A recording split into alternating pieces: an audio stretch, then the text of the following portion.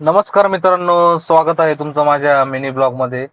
तर आज आपल्याला आपली छोटी गाडी पासिंगला घेऊन जायची होती.